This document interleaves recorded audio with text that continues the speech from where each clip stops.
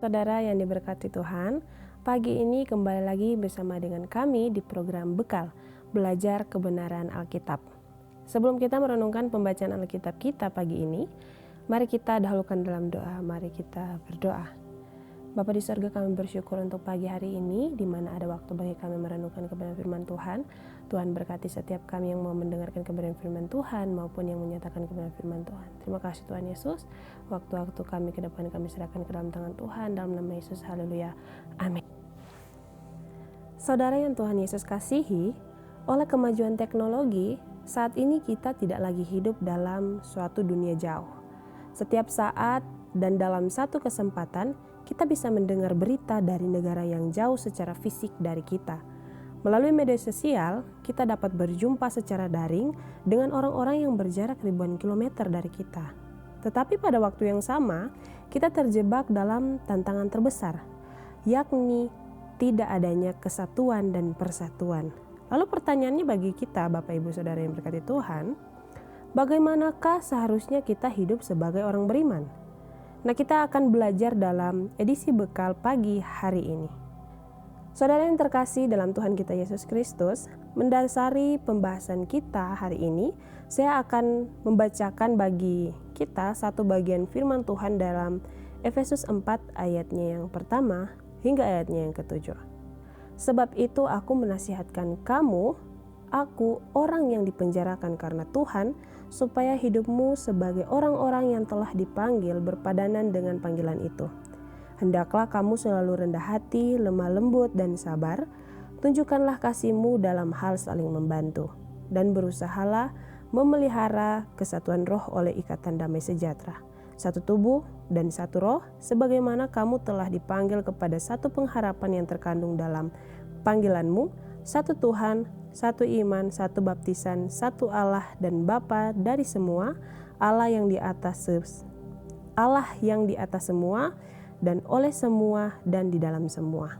Tetapi kepada kita masing-masing telah dianugerahkan kasih karunia menurut ukuran pemberian Kristus dan seterusnya. Bapak Ibu Saudara-saudari yang diberkati Tuhan kita Yesus Kristus, semua doktrin Alkitab berisi suatu keseimbangan yang indah antara pengajaran dan kewajiban. Di satu pihak, di dalam Kristus, kita memiliki kekayaan yang luar biasa sebagai anak-anak Allah di tengah-tengah dunia ini. Tetapi di pihak lain, kita memiliki kewajiban-kewajiban tertentu di dalam Kristus yang tidak bisa tidak harus kita lakukan. Di antaranya adalah hidup dalam kesatuan. Mengapa hidup dalam kesatuan roh itu masih relevan, bahkan penting bagi kita? Jawabannya, Bapak Ibu Saudara, karena individualisme menghasilkan keegoisan, rasa frustasi, dan depresi. Dan karena itu maka orang percaya dihadirkan Allah di tengah-tengah dunia ini untuk membagi kasih, membagi kepedulian, dan membagikan kebahagiaan surgawi. Kesatuan roh adalah ciri kekristenan yang harus dinyatakan kepada dunia yang kesepian. Lalu pertanyaannya bagi kita, apakah kesatuan roh itu dan bagaimana hidup dalam kesatuan roh itu? Bapak Ibu Saudara yang diberkati Tuhan, kesatuan bukanlah keseragaman. Kesatuan berasal dari dalam dan merupakan kasih karunia rohani, sedangkan keseragaman diakibatkan oleh desakan dari luar. Alkitab menggunakan tubuh manusia sebagai gambaran kesatuan Kristen, di mana setiap anggota tubuh berada atau berbeda dari anggota-anggota lainnya. Namun semua menjadi satu dan bekerja sama. Dan jika kita ingin memelihara kesatuan roh, kita harus memiliki sifat-sifat Kristen yang diperlukan. Kita akan mempelajarinya dalam beberapa poin. Yang pertama, Bapak Ibu Saudara, adalah kerendahan hati. Kerendahan hati berarti memberi kepada Kristus tempat yang pertama. Artinya menaati kehendaknya, kemudian orang lain yang kedua, dan diri kita sendiri yang terakhir. Kemudian yang kedua adalah kelemah lembutan. Saudara yang diberkati Tuhan, kelemah lembutan bukan berarti lemah, melainkan merupakan kuasa yang dikendalikan. Yesus Kristus Tuhan kita adalah orang yang lemah lembut dan rendah hati, Namun ia mengusir penukaran-penukaran uang dari bait Allah. Dengan kata lain, kelemah lembutan adalah kuasa yang terkendali. Yang ketiga, kesabaran. Bapak Ibu Saudara, kesabaran berarti kesanggupan untuk menanggung kesusahan tanpa melawan.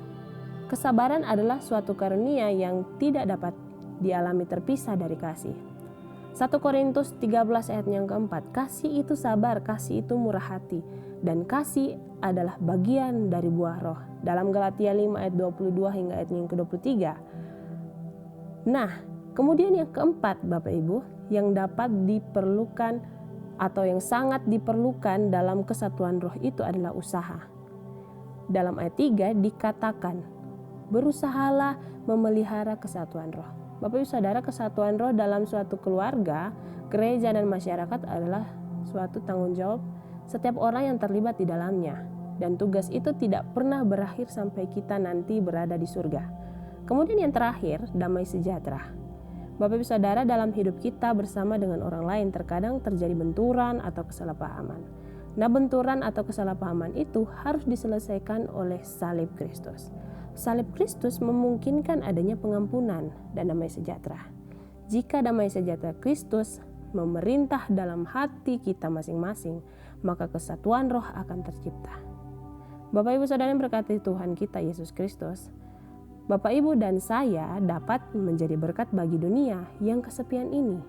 Jika kesatuan roh yang didasarkan pada kesatuan pengajaran firman Tuhan ada pada kita atau ada di dalam diri kita. Amin. Untuk kebenaran firman Tuhan, mari kita berdoa. Bapa di surga, terima kasih, kami bersyukur untuk firman Tuhan yang telah kami renungkan bersama. Biarlah kiranya Tuhan menolong kami dalam aktivitas, dalam pekerjaan yang akan kami laksanakan. Terima kasih Tuhan Yesus, ini doa kami. Haleluya. Amin. Bapak dan Ibu yang diberkati Tuhan, tibalah saatnya kita berpisah untuk hari ini.